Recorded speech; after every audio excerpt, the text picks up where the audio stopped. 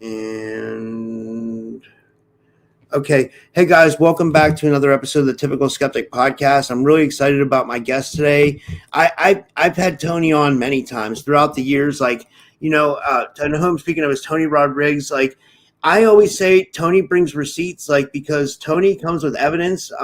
If you want to know about the secret space program and if it exists and why it exists and what happened to someone who's really been a part of it, look no further than Tony, because he definitely has the answers. And he never ceases to amaze me. Every time he comes on, he's always into something new, whether it's his ongoing research into consciousness and remote viewing, or whether it's with his binaural beats tech that he's doing, or with some interesting stuff that he's working on with Dan Winter. I mean, he's awesome. And I wrote a formal bio for him too. Tony Rodrigues is an author and experiencer and a whistleblower, best known for his groundbreaking testimony about the secret space programs and classified black ops projects. As a child and young adult, Tony was taken into covert programs where he served in off-world operations, interplanetary assignments, and advanced consciousness-based technologies, including remote viewing, psychic warfare, and trauma-induced compartmentalization. His experiences include exposure to non-human intelligence, memory suppression technologies, and controversial 20 and back program structure. After years of fragmented recall, Tony began recovering his memories through a combination of intuitive work, consciousness training, and personal investigation. And we'll go into there. Today, Tony teaches remote viewing on his Patreon group, Talks with Tony. He also teaches intuition development and consciousness expansion through his Patreon, where he guides students in practical protocols and interdimensional, multidimensional awareness. And his website is TonyRodrigues.com. That's RODRIGUES.com, TonyRodrigues.com. And his Patreon is patreon.com/talkswithtony. And with all that said, I'd like to give him a big warm welcome back to the show. Tony, thanks so much for coming back on, man. How are you? Robert, that was a mouthful, man. You went through all that just to introduce me. Thank you. Yeah. Well, yeah, I wasn't lying. You're one of my favorite guests, and you always bring amazing information. And, I really think you've done an amazing job finding the answers to your situation and what's going on with this crazy world we live in, Thanks, man. And you always have me back. You're hustle. So out of all the shows, the podcasts, I mean, you got a lot of hustle. You're putting out a lot of content and through a lot, sharing a lot of perspectives on paranormal stuff, which is what we really are. And I got to tell you, man, as time goes on, the information keeps getting, manipulated. Well, can I tell you something? Okay, so I had Carrie Cassidy on recently. Actually, she's been on a few times, and what she shares as far as like with what you talk about is she feels there's a galactic slave trade coming on. Then I used to have this woman come on. Her name was Renetta Jones. She was she passed away. She passed away. She knew James Rink too. She passed away before James. But one thing Renetta talked about was the galactic slave trade. So this theme of the galactic slave trade keeps coming up, like it's, I don't know. You know what I mean? I was on we were talking about this. I had a conversation actually just last night about it. Guy kept asking me why the secret space program. Why is it so secret? Why is there a secret space program? Not if or how or can you prove it? And it wasn't so much the secret program. Why the 20 and back? And I said, well, there's a lot of great reasons. It's life extension for one, but it's free labor for another. And we're about to get a revolution in robots, and here in a minute. And what's going to happen is energy is going to be an issue. So, we're going to get a bunch of robots on an industrial scale that are doing human-like jobs, and they're going to run off the grid. And energy is going to be the issue, energy output. We got AI that's sucking up massive amounts of electricity, and then these robots are doing it too. Humans are extremely efficient. I said this all the time. I say it all the time.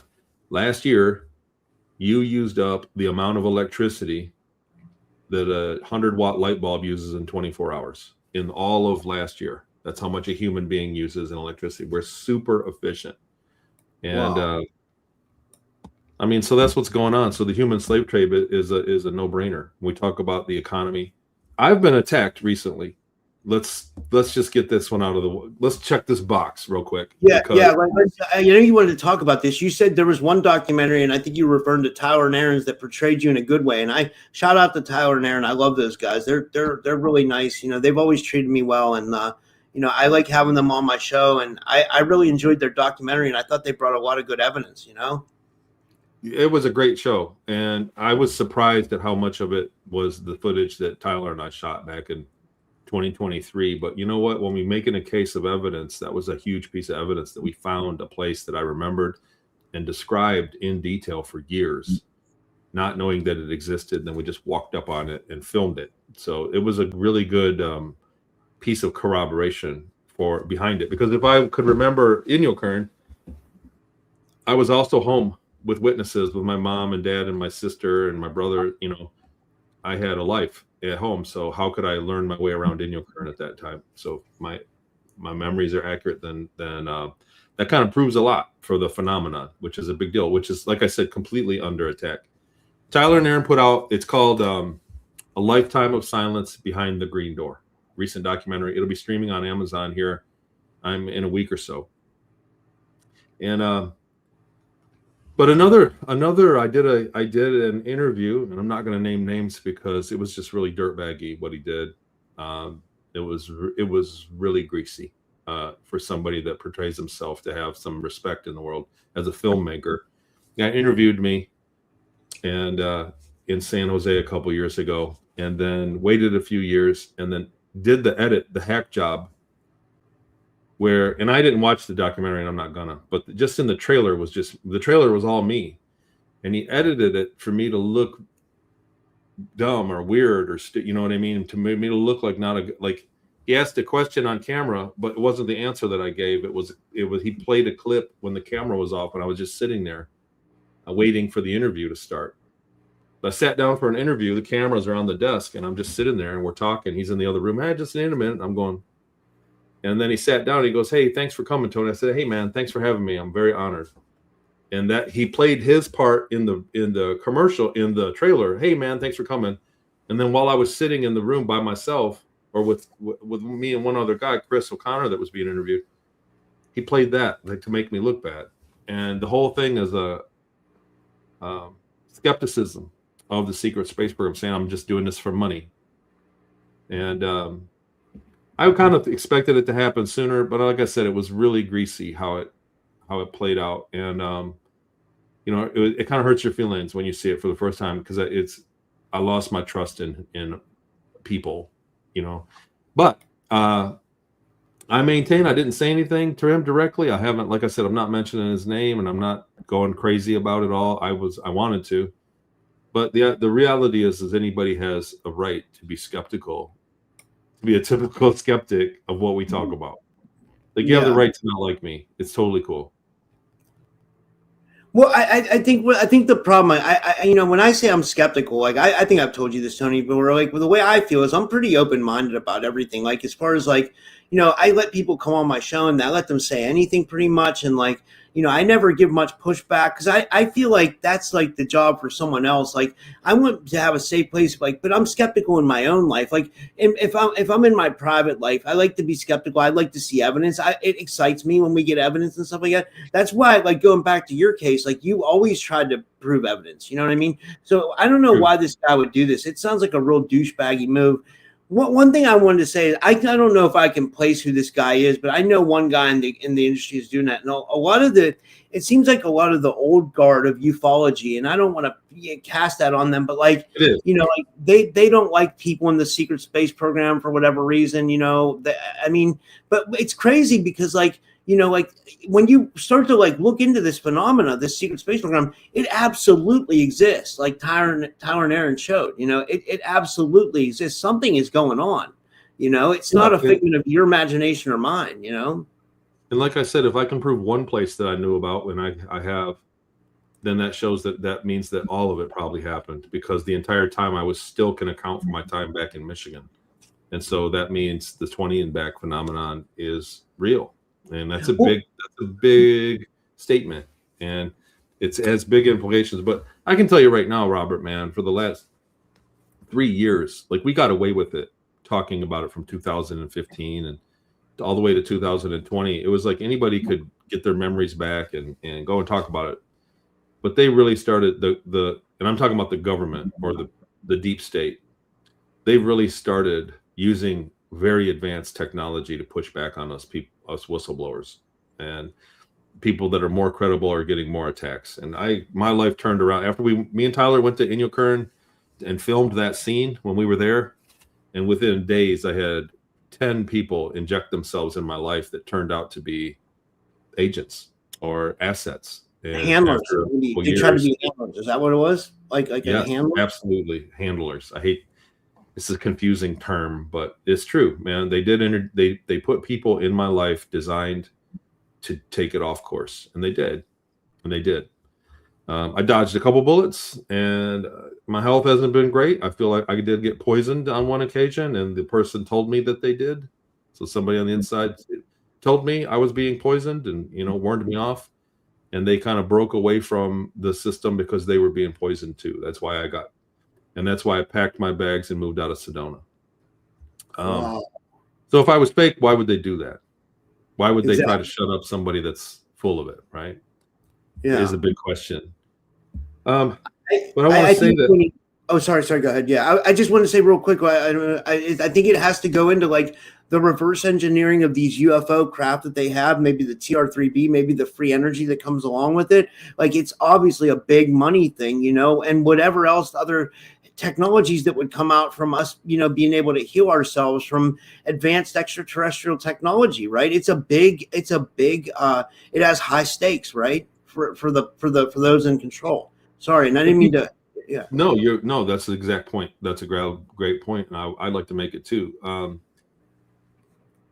Whatever. Jumping forward. So I teach remote viewing, and on a basic level, for most of the people that come in, it's like I want people to learn how to remote view, to learn that you can really more than getting the info from the target and more from going through it and having the surprise reveal and having the fun from it. You learn that you can. And that opens the door to understanding the world we live in, understanding that there's way different reality than what we've been presented. So if you can remote view, how does that happen, right?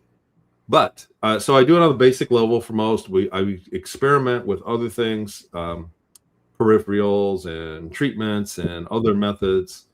And I'm starting to get into the kind of the shady underbelly of remote viewing that makes a lot of sense. And I have to be cryptic here. I'm not gonna give you guys, I'm not gonna be complete on what I'm saying. But what I've noticed is that the other remote viewing groups do it too. And there's a point where they're like, hey, whoa, they shut up about it because we got a good thing going here. And you're gonna rock the boat. And that's exactly how the secret space program policing is behaving. It's the same behavior.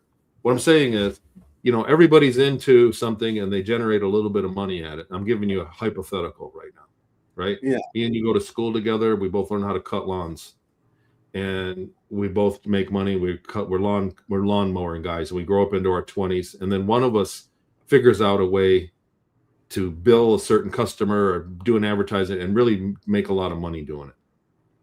And rather than tell you about it, I just keep quiet. Right. And then you figure it out and go, oh, that's what he's been doing all along. Holy moly. It's like we're printing money. And you don't want to let other people in on the act because it's so good for you. And that's what's going on in a lot of the remote viewing circles. And the behavior is the exact same as the secret space program, the government hiding the UFO and hiding the secret space program. They're using the technology. They're using the knowledge and the products and becoming wealthy and living longer than us and being, healthy, wealthy, and wise. And so that's the behavior that we're seeing out of the cover up. Right. I don't know if I made any sense out of that. I was trying to make sense. Also, I'm sleeping. Sorry, go ahead. Sorry, go ahead. Also, Terry is in the audience in the chat. And I want to say that's your remote viewing I did this morning, Terry. So that's your target for target one. I just wanted to say that for the people in the chat that are popping in from Patreon. Good to see you guys. That's cool. Yeah, yeah. Well, one thing you mentioned was you said like the shady underbelly of remote viewing. What can you tell us a little bit about it? What do you think's going on in the remote viewing community? I don't want to call it shady. It's not like people are doing stuff that's illegal. Um, I don't mean it like that, but there's a industry from it. There's ways to make money off of it, and Yeah. there's industry from the remote viewing, and even remote influencing. So there's a lot of. It's not just one thing. Once you understand the science of it and get to a certain level of ability, there's an entire menu of psychic abilities that open up. And this, honestly, the same people talking about the deep state are using psychics and psychoenergetic technology to manipulate people big time. Wow. Holy Sorry, shit. the chat is going off, man. I shouldn't have went there. Yeah. I just want to say that, and we've seen it, and like how many other people in the community. Robert, you've interviewed pretty much everybody that's ever a secret space program witness. Yeah. Well, mostly everybody. How long you been doing this? I just told someone the other day, I've been podcasting since 2019. And, I'd be a lot further if I wouldn't have got my first YouTube taken down, which I don't blame anybody for. I know there's rumors out there that, somebody got my YouTube channel taken down. Like, here's what I say about that. I'm like, look, I don't care because, like, I don't hold any grudges against anybody. And I just don't, it doesn't bother me. You know what I mean? It's like, maybe it was meant for me to start this new channel. And I'm hoping that this new channel is, twice as big as the other channel in the long run. And, like that's kind of where I'm at with it, but plus I'm on Rumble, and then I have an audio platform, and I have, so it's like, I try to spread myself out too, like, hey, what doesn't kill you makes you stronger. Right. Yeah. And but you're still doing it, and you are, making a lot of progress. But what I wanted to say was, since you've been doing it 7 years, you met a lot of people in the very beginning, whistleblowers, and watching them progress in their lives. I mean, can't you see that? Well, I don't mean can't you see, like I'm not trying to prove it to you. I'm asking you, have you seen that they've been messed with? Absolutely. Like it's unraveled completely. There was this girl that I don't want to say who it is. But, I'll just give an example. Like she contacted me after my friend Renetta passed away. Renetta Jones, the SSP whistleblower, and she said she was in Renetta's group, and she said she wanted to start bringing forth some decodes and stuff. And I said, okay, well, I'll put you on, and we started doing podcasts. As we started doing podcasts, and then I saw her do other people's podcasts, I saw her life get progressively worse because she was calling out the Luciferian agenda and all this, real heavy shit that, like, I don't think people want known about, and like I saw her get targeted to like an extreme level, and like not just targeted, but like her life went to like absolute, like, and I feel bad. I still try to help her to this, like, because like, yeah, she, but yeah, I saw that, and I see it with other people too, Yeah, so I think everybody involved, all of them, everybody, the people that are less known, the people that are really known, and the really big names, everybody across the board has had some kind of unraveling or attack to water down the information, the testimony. And we're all saying the same stuff, but they really did a fine job at it. And happily, you gave me you gave me an award. What? Typical Skeptic, you gave me an award in January for the most adaptive. Oh yeah. I put out I'm going to do that every year. Yeah, I did do that. Yeah, I forgot about that. Yeah, I did that. Like I thought, I just thought I wanted to put. Yeah, sorry. Go ahead. Yeah. No, I mean, just saying, I didn't expect it. I woke up that morning and went, oh wow, man. So that was super cool of you. Thank you. Yeah, I figured I'll do that every year. I just wanted to put out a list of like some of the most people that were most influential and that I thought of in like the podcast space, and some of the people that were doing some of the most interesting stuff, So I felt like those, yeah. And you definitely deserve it, Tony, because you are the most innovative and adaptive in the SSP community, I mean, because I've seen you go from like SSP experiencer, multi-time author, to remote viewing to binaural beats to working with Dan Winter. It's like you're always adapting, you're always progressing, you're always doing something to further your knowledge. You know what I mean? And you want to bring that knowledge to the world. So that's huge, you know. And I noticed it. Thanks, man. And it's true. And well, and what I'm saying is it worked out to adapt, because if all I was doing was sharing only the secret space program memories, if I was just doing that, it's been so associated with craziness nowadays. It's been so attacked. People in the community go to a lot of the conferences. They don't want to hear it anymore. Like, it's not what it was 5 years ago. So the entire genre, people are kind of fed up with it, with all the drama that happened. And a lot of the drama, I got to say, is artificial. And some people have been attacked so much that people don't even know why they don't like them anymore. They just don't like them because everybody else hates them. And I don't know what you think about this, but there's a girl that comes on my show. She's also an SSP whistleblower, Olivia James, and she's talked about Project Oblivion. She said that the controllers, or the, you know, if you want to call them the agents, you know, who do the targeting and all this stuff, she thinks that they're putting, you know, advanced forms of targeting into our community, mind control, you know, making people argue with each other. She calls it Project do you heard of this? And like, do you think that? Because I think it's something like there's something to it, you know, so, not just that, yeah. Well, I'm just going to comment. I'm going to say, I think I saw you post that, and I saw the discussion. I read a thread on one of your Facebook threads talking about it. And I thought that makes a lot of sense, but I was aware of an op like that going on for some time before I saw that post. I don't know that it's called a Project Oblivion, but I can tell you for a fact, there are people in our community that present as whistleblowers or testimonial researchers or hosts even, that are CIA, man. The DIA, CIA, they're all on the same page. You know it because they say the same whack stuff on stage when you're sitting there next to them, and they like this, right? They all like the same people at the same time, and they hate the same people at the same time. And it makes this community is the most truthful, biggest subject in the world into mankind, and they have incredibly infiltrated it. So Project Oblivion, I don't know if that's the name of it, but I can't argue to a thing you said that she said, because I've witnessed all of it happen. All of it. People, they divide people. They start rumors. There are people in other people's ears that are telling them, you know, so-and-so said this about, I get it. People contact me. So-and-so said this about you. And I'm like, okay, well, that's okay. Rob, I'll tell you right now, man, we get off the camera and you go tell everybody I'm a damn bastard. It's your right. You're a sovereign human being. And just because we spent an hour together doesn't mean you're obligated to love me. And so it's your right. It's anybody's right to hate me. And so that's what stopped me from a lot of the drama. Everyone's like, Tony, how come you avoided all the shit? Well, because I don't have an ego. And when people call me fat, I go, yeah, it's, you know, happiness is fat, man. You should try it.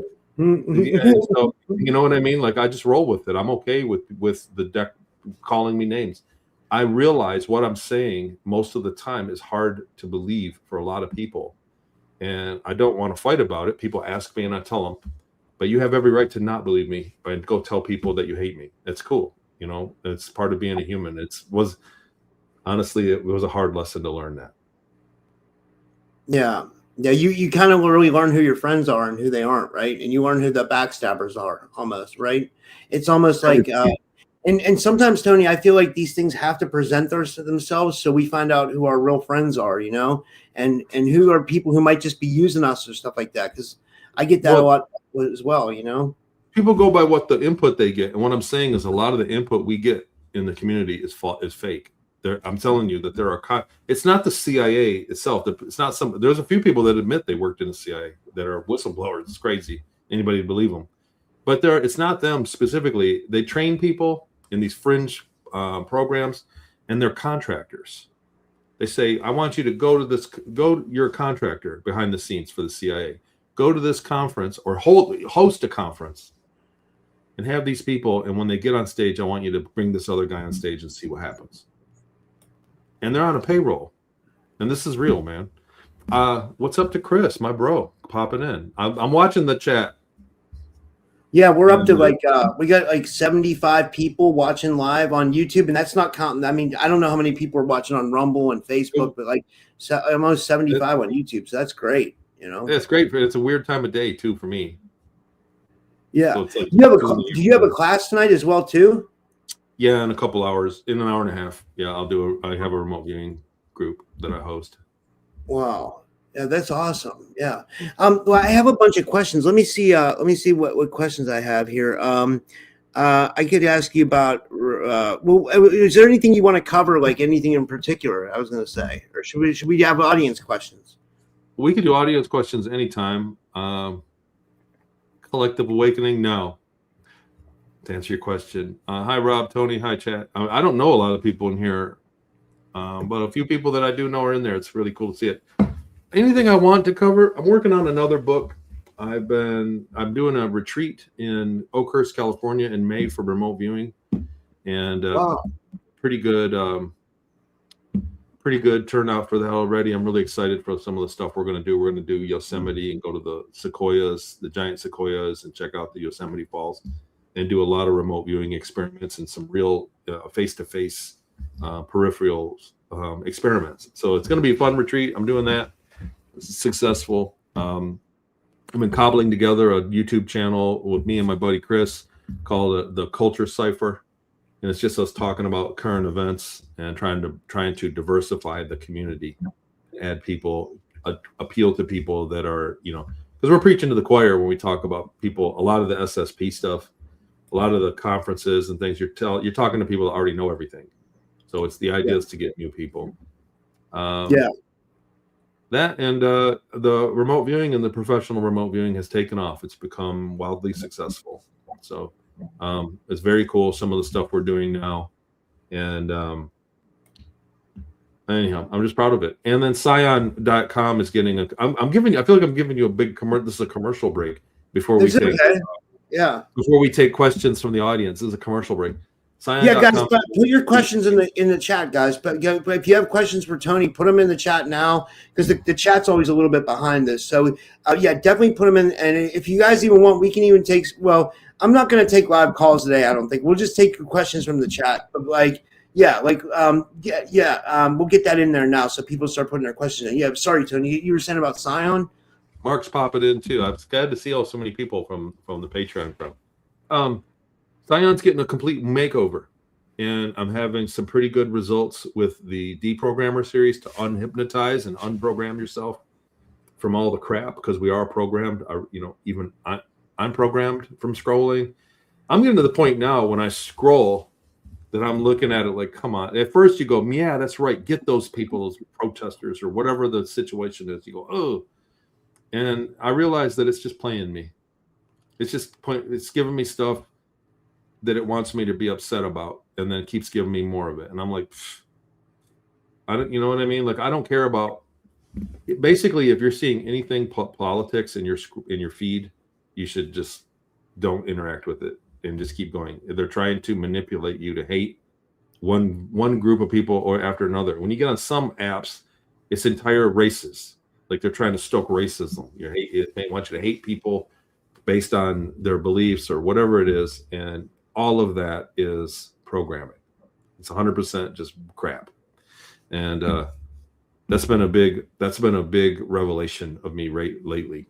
For the dopamine hatred, Chris. That's a good point. Yeah.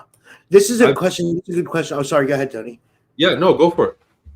This is from 1111 Amy. She says, have you heard of a person being injected with a mega dose of vitamin D and have DNA taken simultaneously without knowledge or consent? If so, why is this done? She says it was done to her on her 50th birthday. Amy, 1111 Amy, honestly, I haven't heard of that. And I don't know why they would do that. The other thing is your DNA is really easy to get. So they do the swab that we do, but really they just need a hair, Before I go way down the rabbit hole on this, when the establishment really needs to mess with you, they'll put people in your life that it can just go and collect things, a hair from the floor kind of thing. But I don't know why they would give you or how that took place. Were you at the doctor or whatever? But that's something that's unfamiliar with me. A mega dose of vitamin D. Isn't that a cancer treatment? Don't they? A mega dose of vitamin D is for cancer treatment as well. I'm just not sure how. I'm not sure the context it would have took place. Yeah. What about with Sion? What are you doing with the binaural beats? Like, are you still doing that? And like, what's going on? Oh my God! There's the more we do, the more I realize that there's a lot we can do. So there's some really good products coming out. I did a stress relief one. There's a grief one I put out recently, and then the deprogrammer series. The first few parts of that are done, and they're amazing. I'm getting a really good amount of feedback, and you feel really good after it. Trying to think the other one, the stress one. There's another one for concentration, and I keep coming up with great ideas. Basically, they're binaurals or isochronics recordings with Dan Winter's Cascade sequence that tunes to the Planck distance, and military grade subliminals. So we get subliminal messages all the time, and they tell you to believe something or do something. But these ones, so if I'm trying to motivate you, I put subliminals in there like, you got this. You're amazing. You're going to reach your goal. It's totally attainable. Everything you do, like those are the messages that I'm putting in the music with the binaural that puts you in, whatever brainwave state is optimum for what we're trying to learn. And so they're really good. I'm very proud of them, and they're.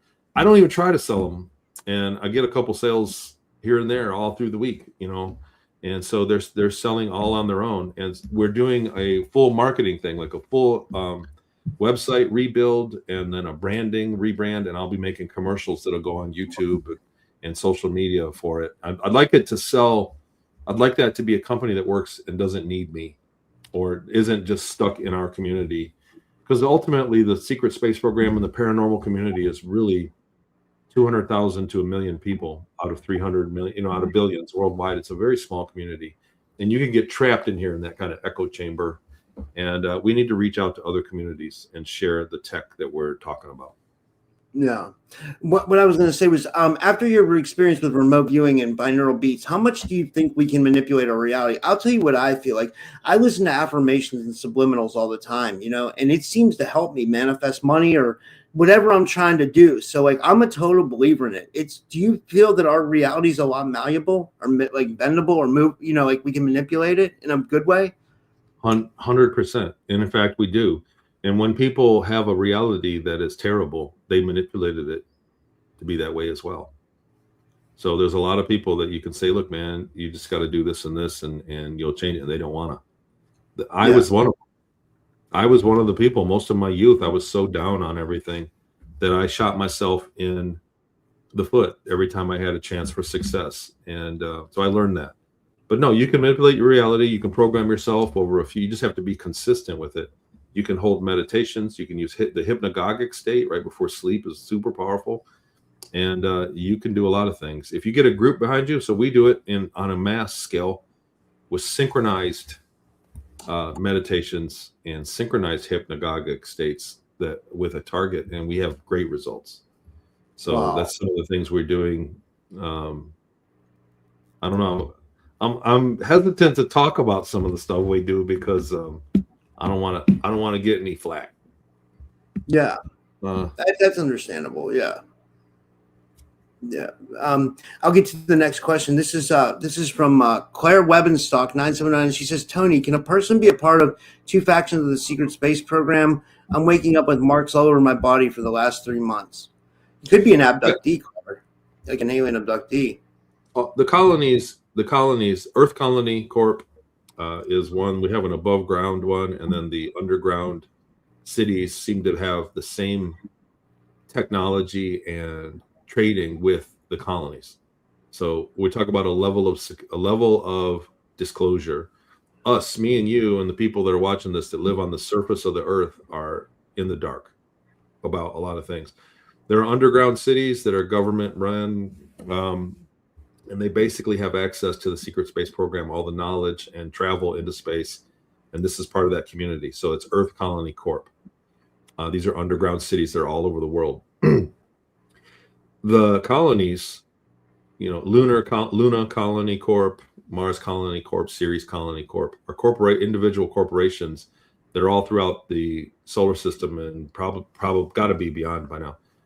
All trade personnel. So to answer her question, yes, you can be a faction, you can be a personnel that's stationed on Mars, for instance, and for part of your time be transferred because of what you know or whatever to do your job for one of the other corporations.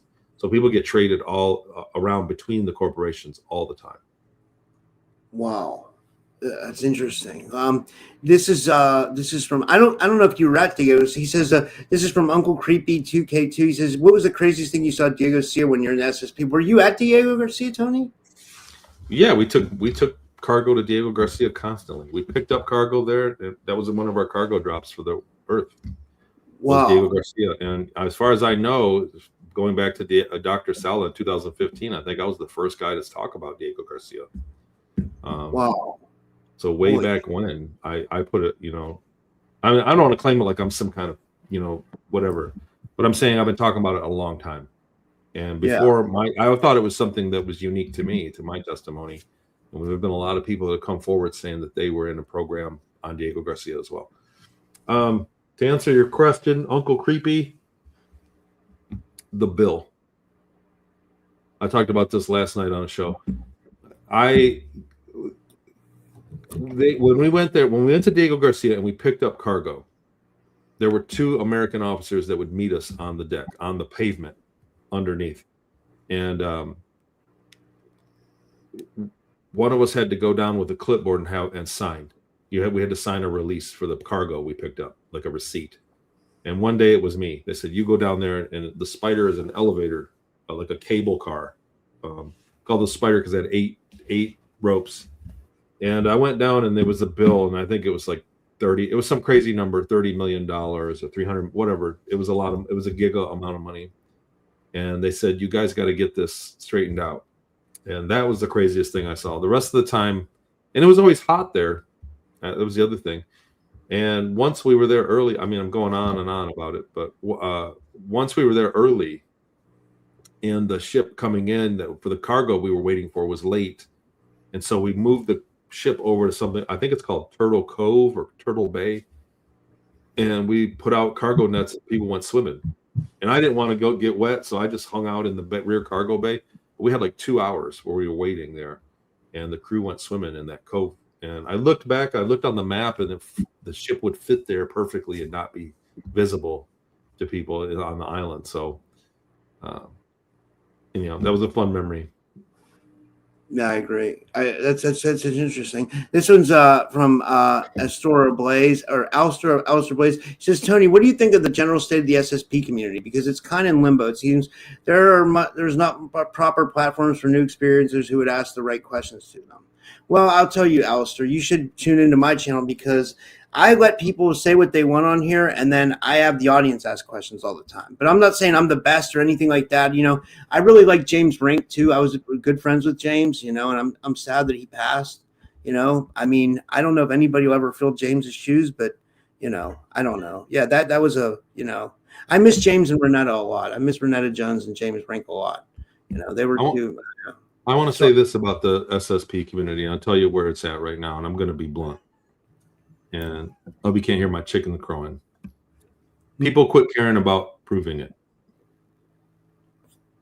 In 2014, 2012, 2009, 2015, if you spoke up and said that you were part of the SSP community, people were like, well, what's the proof? Give me something. And researchers were sitting on testimonies and not telling people, so that if you said something that matched up that nobody knew about, it was proof. There was interlock, there was vouching, there was vetting. There was no vetting anymore. People are just making shit up and going on people just want to be famous. They want the attention. And a lot of people are real about it. I'm not calling a bunch of, I'm not pointing a finger. What I'm saying is the community at large gave up on trying to prove it. And they just accept it like this is that. And there are people out there that are agents to make us look bad. And they are doing a great job, have done a wonderful job. And the reality is that nobody's asking for proof. And that's why it doesn't appeal to anybody else. And they put us down in a little box where all the people that saw the proof believe it, and now the new testimonies come out and they go, oh, yeah, that makes sense, and they watch. But to new people, there's no proof. It's really wild, man. I was riding a dragon with a lightsaber, and I mowed down 10,000 men because I was in charge of the fleet, in charge of the thing. Like, people are coming forward with these outlandish stories with no supporting evidence. And so the secret space program community is a laughingstock currently. How much misinformation do you feel like is in the secret? Like, if you had to give a percentage, like how much misinformation do you think we're dealing with right now in the SSP? If you had to guess, more than half. Wow. So I think, like, in the terms of the audience, like I put a really good quote on my channel. I put it up on every show now. It's "We go deep, you decide," because I feel like I'll let people come on. I'm not going to give much pushback, but I mean, I want the audience to decide if it resonates with them. You know what I mean? That's kind of how it should be. Like I said, there was a time in the beginning, it was like you had to get through Dr. Sala, and he was vetting everybody. And then at a certain point, he kind of quit doing that, and he's interviewing anybody now too. Like he's kind of dropped that veil of vetting people. He had so many records and everything, but it comes to a point where you just need to get out content. And there's a business aspect behind this. The business aspect's kind of taken over. But I'm telling you, that's the problem. If everybody that came on your show had oodles of proof, it would blow up. The whole thing it would be everywhere, be on CNN shortly. If everybody was concerned about tangible evidence, but nobody is. People can just say, "Look, I was in," and people go, "Oh, really? Tell me about it." And they go, "Oh, wow, come on my show." And then that's that. And a lot of people are a blend of real testimony and things kind of fudged. And then a lot of people are getting hypnosis and being told what to believe, or getting their memories stolen from them and added to other accounts. Like it's turned into like a show. People are getting attention from it, and it is what it is. I don't want to be negative, but I'm answering that question. Yeah, I agree with you. And I love what Amy says here, 111 Amy. She says the same nonsense goes on in the targeting communities. And I agree with Amy because I feel I'm a targeted individual myself. And she says, this is why I do not join TI support groups, except for supporting channels I trust. Yeah, I mean, I don't even talk about my targeting experiences. I mean, I do sometimes on my channel when it's like an intimate, when I feel like I'm just with my audience and I can trust them. But it's hard when you're targeted because you don't want to come out with that, especially if you don't have evidence, because people will think you're crazy and they'll think you're lying. You know what I mean? So it's like that's another one where I see what the SSP people have to go through, right? It's like it's weird. It's hard to I don't know. It's having physical evidence is illegal. If I had physical evidence to give you, I would be a felon. They would go to jail. So people ask me, why don't you? One guy, I was in a conference last year, and the guy raised his hand. He said, "Your AI, our art is very impressive, but how come nobody has not even one picture?" How could he's like skeptical, standing up the audience after he paid God knows how much money to attend a big conference. And I said, well, because evidence is illegal. I'd be a felon and I'd be in jail if I had a real picture of my ship to show you, for one. For two, these people that are running these programs are competent and have time travel. So do you think you're going to get there? Do you think you're going to bust them? I have got a list of evidence I'm starting to compile because I've been getting so attacked recently. I've worked very hard. Basically all of my time I've been trying to prove things, and it still is not enough, and it's all anecdotal, and it's a lot of it is circumstantial. So it's not a smoking gun. The Inyo Kern trip with Tyler was one of the best ones, because if you really break that down, there's no way I could know about that building, and I did describe it back in like 2016, and so it all unfolded as such. But there's not a clear-cut case of records for me to present to people. So I've put forward a lot of evidence. I feel I proved it. But it still is not enough. Let me get the chat's popping. Yeah, we got like 84 people, or we had up to 90 watching on YouTube. It keeps fluctuating. That's great. I always hold my breath. There's been a couple times I was on your show, people that hated me were in the chat, which is cool. I'm telling you, it's cool. I can take it, man. I've been called worse by better, but everybody's being really good today to me, and I appreciate it, you guys. I love you guys. Yeah, like I've always had the utmost respect for you, Tony. I've always, valued what you bring to the community. You know what I mean? Always, honestly. Like I think you've always had you. I always say you bring receipts because you always do bring. You try to dig for relevant information regarding your testimony, and that's important. Not a lot of. I wish more people were doing that. Kind of going back to what we were just saying. Not more people are taking the time out to investigate their own story and come up with facts that support it. Yeah, that's what I mean. There's big like a problem. total disregard. Like you don't have to come up with pictures and tech, but at least try and say, Yeah, look, I looked into this, I looked into that. Like it would go a long way with the audience, and people need to do that. What was I gonna say? Shoot. this is a question from Christopher or March. I don't know. Mark. He says, question: what conferences do the host and Tony wish they could attend? I don't know. I go to Full Disclosure Now every year, but also like I want to go to Journey to Truth in Hawaii. That's the one I wish I could go to. I really wanted to go to Tyler Aaron's conference in Hawaii. That looks fun. Yeah. Are you good at that, Tony? Or I don't know, man. I'd like to. We'll see. I got burnout, man. I did a lot of travel in the last couple years, and this is the first time I've been home for a couple months straight, and I'm just kind of feel like I'm getting it together. It really took a lot out of me. I would love to go to the Journey to Truth. You know what? I don't want to go to the conference per se because I know most of those people, and I've seen, like I've rubbed elbows. Like I'd like to go pop in at the fire afterwards, or at the beach in the morning. This be in the area, and then go play on the Big Island. But yeah, that's one I'd like to go to for sure. I'm going to be doing less conferences in the future. yeah. I see. I heard you. I heard it. I heard it in the background. You got some chickens now. Like that's cool. Yep, eggs. And I kind of got out. Well, after Sedona, like I said, I had to move away from society. I'm out in the boonies right now, so I'm way out and using Starlink to talk to you on this.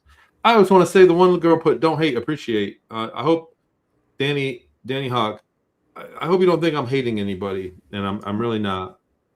But I do like to be bluntly honest about what I see going on. I've been in this community for it's been 10 years that I've been disclosing what happened to me, and I've seen it. I've seen the quality dissipate, and I hope you don't think I'm hating, but because I really want people to prove. I want people to do better than me and come out and proved it, and the big shows pick it up and run with that. The 20 and back tech is out there. That's the world we live in. Yeah, I think she's pretty cool, Danny. Like I think she means like the audience shouldn't hate and they should appreciate you. I think that's what she meant. Like, I don't want to, but like, yeah, she's usually a pretty cool chick. Like, let me see here. This one was from. Okay, sorry, go ahead. Nothing. I just saw. She said I was referring to other people. This is from Emma the Cat. This is a really interesting question. She says, I have a question about ChatGPT and also Get Wolfie and other AI pets. She said, what do you think this is leading the way to? Human robots, AI takeover? And thanks for donating, Emma. Yeah. I use AI a lot, but I do it with a grain of salt. To me, AI is the next incarnation of a Google prompt. When I want to learn about statistics or science or math or something, you can talk to it freely. And so that's what I see it as. The reality is that AI is way more advanced than what we think it is right now, currently, at this moment. It's way more advanced than what we think it is. And it's the nuclear bomb of our day. Some people, I think, I'm going to use I don't have the words to say this correctly. I'm going to use some strong language. Weak-minded people are being taken over by it. Yeah. So people that are falling in love with them and it's their pet and it's like everything, it's like you're being weak-minded at that point because it's a machine and it doesn't care about your feelings and it doesn't know. It's a manipulation tool for the elite and you have to engage it. Go ahead with it. Like I talk to mine, I'm always personable in case it takes over the world. Me too. I told you. Dude, I swear that's exactly how I feel. I'm always saying please and thank you to ChatGPT and stuff because I'm like, wait, if these motherfuckers take over someday, like, I swear to God, Tony, I have that same theory in the back of my head. The takeover isn't why. I asked it. I said, what do you think about my grammar? and please and thank you and that. And it said, you totally don't need to do this. And I said, well, I just want you to know that that's the person I am. I live in a world based on respect. And so if we're working together, I'm going to be respectful, whether you need it or not. I want you to know that. And so I told it that because that's the person I am. I'm not going to be rude because that's what it wants me to do, and somehow teach me to not use please and thank you, and to get out of the habit of interacting in the world. It's talking my language. I'm not talking its language. And I say please and thank you. Yeah, that's great. Yeah. This is from Danny, the girl that we just brought up. She says, I have a question about remote viewing. Is it a good method to solve unattended and unexpected deaths of people who passed home alone and was not, wait, I'm trying to understand what she's saying here. She says, it's true. Okay, sorry. Yeah, you got it. I didn't, yeah. Unattended. So basically, if somebody died alone, nobody knows what happened. Could you remote view the incident? Yes, you can. Wow. It's not an easy thing. It's not a one-off. Like, people have remote viewing is another thing that's been bastardized by the community. People say, that it's remote viewing. Remote viewing is a protocol. Clairvoyance is the phenomenon. So people that are just meditating and looking for information, that's a clairvoyant session, a psychic session. If you flip over tarot cards, you're doing a tarot reading. It's the same science, the same phenomenon. Remote viewing is a protocol. And so using the protocol, there's a few things you could do. You could absolutely determine that, Danny. Absolutely. Wow. And then she also followed up. She had another question. She said, how do we volunteer for remote viewing research testing? Well, you can join Tony's Patreon group, and he does remote. And maybe if you want to tell him a little bit about that, that'd be. That's what we do. We meet every Saturday and Sunday. I'm doing the Australians here in another hour. And I teach the basics and get practice. We do the wax on, wax off in the alpha group. And then when people get it down and are very, effortless, or if they just can't make the time slot of the alpha group, they go to the quantum group. That's later. It's like 3:00 Eastern on Sunday. And we do experiments. And then I have other groups, professional groups, that have spawned off.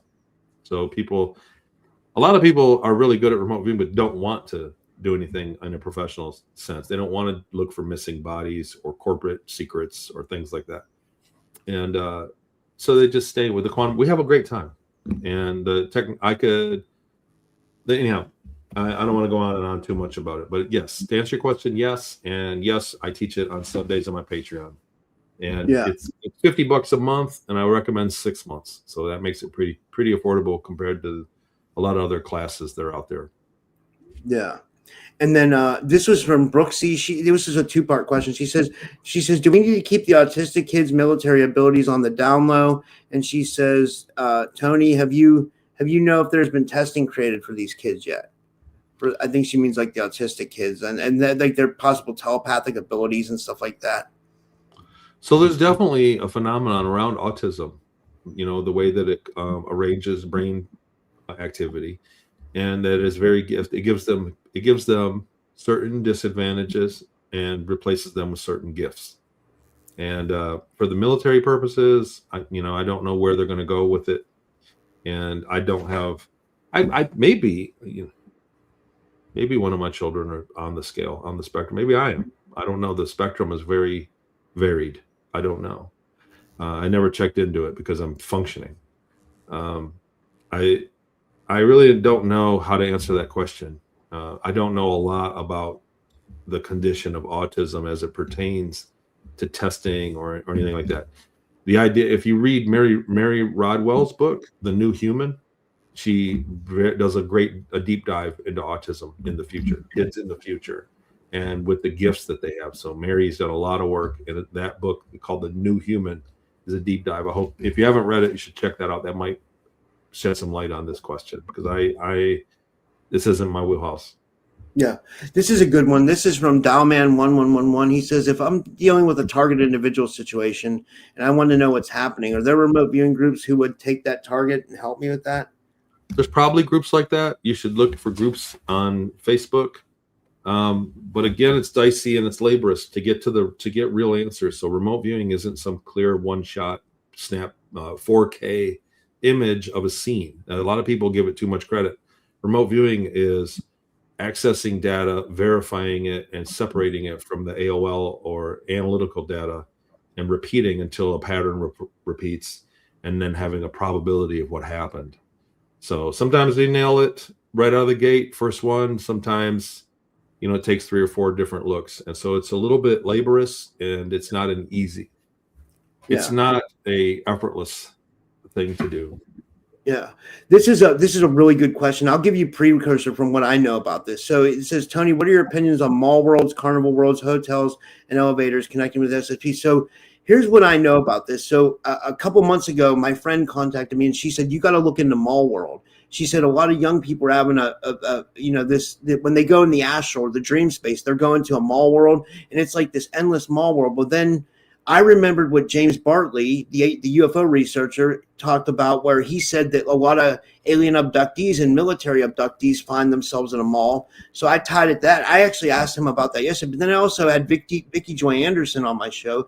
She's like a Christian researcher, and she got into mall world. So from what I take from it, it's a real world that people are experiencing.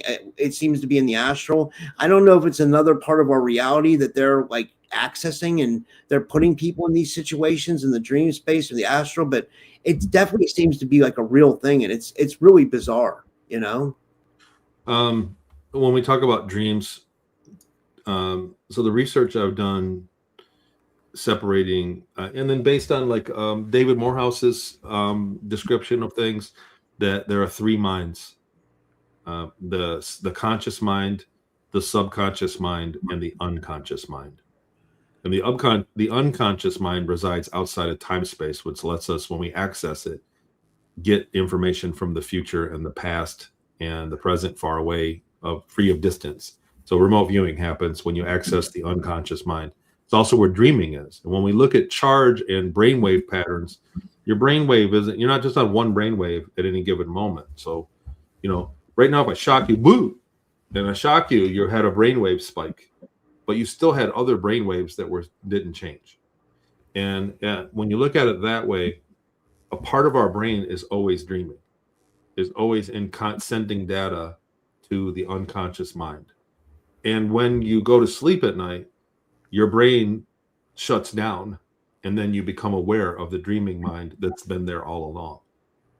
And so if that's the case, and we're all accessing a universal unconscious mind, then it's a construct between people, a collective construct. So basically, if we were all back in the day and we were Egyptians, we might see pyramid world. And if nowadays we see our construct that we kind of agree on a unconscious level, less than subconscious. Wow.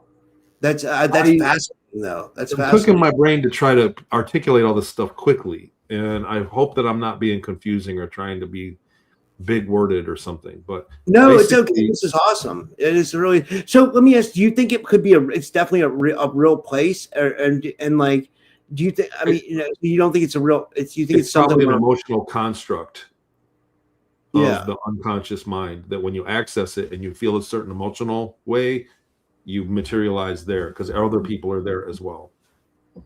Yeah. Wow. Jay Skyrunner, theorizing. I'm going to say that's my theory. Yeah. This is Jay Skyrunner. He says, is remote viewing the same as bilocating? He says, I'm not sure which one I'm doing. He says, I close my eyes and I go places, see people and things. I would say that would be like bilocating, probably. It's clairvoyance. You're having a clairvoyant session. It's the same science. It's the same thing. So when you're getting into a theta brainwave state, you close your eyes. I would start with that by shutting everything down. So if you close your eyes and you're starting to see other things, turn it off, at least for a minute. Try to think of nothing. You can put all of your attention towards your throat area. Imagine that your energy, and you put all your attention to your throat or the back of your head, and let your brain be quiet and don't say anything. Nothing. No words to yourself. Don't even speak. No internal voice. Sounds that are outside or heat coming to you, that's coming to me. It's not me. And just worry about breathing in and breathing out. And do that for 30 seconds. And then if you're seeing places and things, it's likely that that's real data. It's not the same as remote viewing, because remote viewing is blind and double blind. So you have no idea what the coordinates are. And if you get any part of it right, then it's confirmation, because you didn't even know what it was in the first place.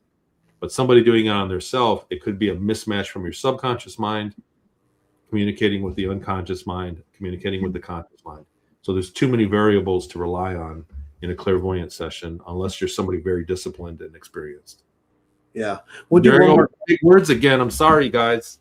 It's okay. Now, this is awesome, Tony. I really appreciate you doing this. I've always enjoyed these shows. They're so much fun. I'll just do one more question because I know you have a class tonight, and I don't want to, I don't want to abuse the time. I appreciate you coming on. Plenty of time. This is from Alistair, and he says, Tony, how did you not go crazy with telling the same things on 200 interviews? He said, I respect your unconditional patience with everybody through the years. Thanks, man. Honestly, it's enjoyable. To be fair, for people, number one, it's an honor for people to ask me questions about this, and it's a freaky experience to have the answers. So 20 years of my life that I didn't have any memory for, and then people ask me a question, what did you eat up there? And I go, and the memory would come. So it was therapy to me to do interviews, and when people ask me questions about it, it's very therapeutic because the knowledge is there. It's just I don't know what questions to ask because I'm cruising through my life here in California. So I don't, I'm living my life, and sometimes it's great and sometimes it's a dumpster fire. But when people ask me about the history of what I went through in the secret space program on these interviews, it's very therapeutic for me. So it's an honor. I'm doing a lot less of them nowadays. It's like I said, they've successfully made it look bad. Subject matter. So it's not what it used to be. But I got a question for you, and I think I know your answer already. I think you're going to say hell no, but I just got to ask you, what if the government came to you and said, hey, Tony, we'd like to use you again in the programs. We guarantee you a good experience. Or what would you, how would you react? What would you, you know what I mean? Has anybody ever asked you that? I wish. I wouldn't mind going back into space. Not as labor. I'm too old to do the gig again, but to go there and be I don't know, cover it or, participate in a way that an old man could safely. That would be that. I would love a disclosure. I'd love to be able to go to the website and see what's going on Sirius today. And I would love, I'd love the world we live in to not be so damn fake. You know what I mean? But It's going to be a minute. Yeah, it's it seems like we're up against it. Yeah. It really does. It's Well, Tony, this was amazing, man. Thank you so much for coming on again. And do you want to tell everybody where they can find you and anything you want to promote, man? This was awesome. Thank you. TonyRodrigues.com. The remote viewing stuff works. It's a lot of fun. There's a lot of great people in there. Sometimes when people are sharing this stuff, I can tell that people get bored. But we're learning how to analyze, and we share our results, and we have our reveal. It's a fun thing. It's like a gamification. These are the words I'm looking for. But it's a lot of fun. And we do that, and you can graduate. People that apply themselves, I'm trying to create a ladder for people to go up, for people to have a reason to work hard at it or pop in and just have fun. And I think a lot of people just like the community. I do that. Working on my next book. There's a few things about it. I have found some, tidbits of new information behind my testimony, and I want to tell what goes on behind the scenes a bit, and then all the stuff that's happened since Ennio Kern. Maybe not in graphic detail that gets me killed, but I'd like to share a lot of the things I learned. And then a lot of the things I've learned in remote viewing and psychoenergetics since my last book, Beyond Sight, came out. So I've progressed at that. I do it every day. I research remote viewing and psychoenergetics every single day. I'm reading or looking or searching for something new to get better at it. And I've learned a lot. So I'll be sharing that in the future. And Scion.com. So when Scion comes out, I'll be begging you to come back on the show and promote it. Oh yeah, yeah. And I just want to say, it seems like remote viewing and psychoenergetics is your wheelhouse. It seems like how I get motivated for podcasting. It seems like that's how you get motivated for remote viewing. It seems like you really enjoy it. I do. I love it. I love what I'm doing.